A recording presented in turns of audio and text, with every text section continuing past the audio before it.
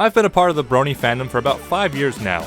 During that time, I've had the opportunity to collect many items of the pony persuasion, holding both sentimental and financial value. Let's begin. One of the most interesting items with the most personal value would have to be the silver play button. While not directly pony related, there's no denying that I probably wouldn't have one without this amazing fandom. I couldn't have gotten this without you guys, so thanks for that. The Plushies.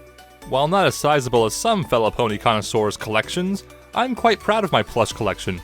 Each one has a story to tell, ranging from the multiple years it took for the 4th Dimension Entertainment line to release, to the very personal gifts such as this custom OC given to me at BronyCon. And of course, speaking of BronyCon, I can't forget to mention the mascot plushies, the older of which were very difficult to get as a set due to the 1 per customer limit. With the help of a friend and waking up very early the next day to wait in line for a second time, I was able to get all 3 of the 2013 mascots. That's gotta be the most effort I've ever gone through for a stuffed animal. What am I doing with my life? Also related to BronyCon are the badges and con booklets I've collected. I have 2 booklets from each BronyCon, dating back to Summer BronyCon of 2012. Wall art. I have a corner dedicated to con posters now, and another wall for miscellaneous posters of other types. These posters are constantly being moved and replaced, but the one constant has always been the Shadowbox Derpy, which was purchased from a talented vendor at BronyCon.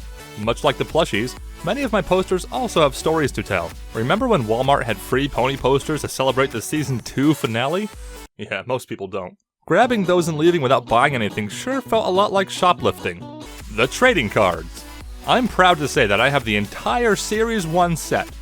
Every single card. This includes bonus cards and holographics not even mentioned on the collection sheet, and also the super rare promotional cards. Although they have come down in price considerably in recent years, the Rarity and Rainbow Dash promo cards are among the rarest items in the entire fandom. Speaking of Series 1 items, I'm also a proud owner of the entire Wave 1 blind bag set and the 2012 Mick Ponies. Going into a McDonald's and buying one of every pony toy they have in stock is a true test of Brony dedication. These collections are from rather early in the fandom and took quite a bit of effort to track down. Now, imagine all of that effort. All of that time spent tracking cards down at conventions, all of that time spent opening packages and being disappointed. Then, picture the complete opposite. Comic-Con 2012 Derpy. I bought this on eBay for $100. I didn't go to Comic-Con. I didn't wait in line. I bought this from a scalper. Even though the acquisition is the polar opposite of my card collection, this is still one of my favorite items in the collection. Keep in mind, this was during a very rough time for Derpy. This exclusive became available shortly after Derpygate, so the fact that she retained her derp dies at all was a beacon of hope for fans like myself. This was also one of the first times, if not the first time, Derpy was ever associated with muffins in an official capacity. Screw you, Hasbro. I'm going to support this character and protest your terrible company by buying all of your Derpy toys. Wait. The Shapeways figures. Some of you may remember that I did a brief review of these figures to promote the new collaboration between Hasbro and fan artists working for Shapeways. Shapeways sent me these 3 to review, but I liked them so much that I bought Derpy with my own money. Because Derpy is best pony in case you haven't noticed. Speaking of Derpy. Derpy. Yeah, I'm not even sure how this happened. To be honest, it wasn't even intentional. I have trouble picking between favorites when it comes to the main characters, so buying Derpy merchandise just seemed to make sense. Also, gray is a lot less girly than pink and purple.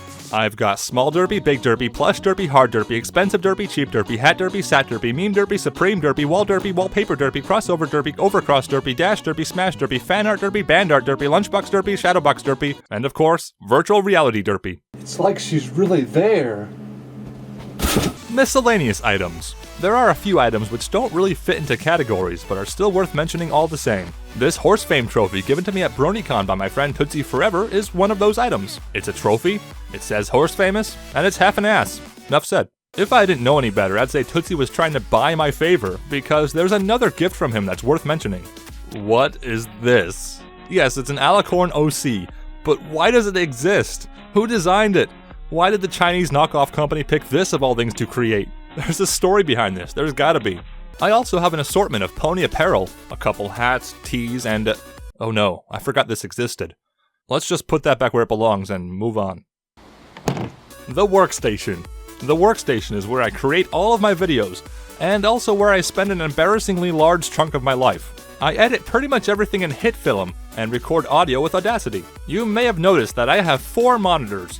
Why do I have 4 monitors, you ask? Because that's the maximum my graphics card supports, of course. My rig has a factory overclocked EVGA GTX 980 and an FX 8350 AMD CPU with a Cooler Master all-in-one water cooler. Everything's powered by an EVGA Supernova 750 watt power supply, drawing juice from a CyberPower 900 watt UPS. In layman's terms, it's an alright computer. The desk which everything rests on was handcrafted by my dad as a birthday present, so big thanks to him for that. The computer sits on the same type of rolling shelf as the keyboard and mouse for easy access. Towards the back, there's a fan to aid with cooling, since the computer is both under the desk and in a corner. As for microphones, I've gone through a couple during the history of my channel, but the one I've used the most is the Blue Yeti. This is actually my second Blue Yeti, paired with a pop filter and proudly adorned with the Electronic Frontier Foundation stickers. Virtual reality. Because I'm a huge geek who spends money on expensive technology and cheaply made toys, of course I own an HTC Vive. I have my base stations clamped on opposite ends of my room, and wall-mounted hooks to keep everything easily within reach. Who cares if my room is the size of a closet? I can go to Ponyville. Can you go to Ponyville? It's not real. None of it is real. That will conclude my Workspace and Pony collection tour. Thanks for watching, and be sure to check out any other videos of mine which catch your fancy. See you next time!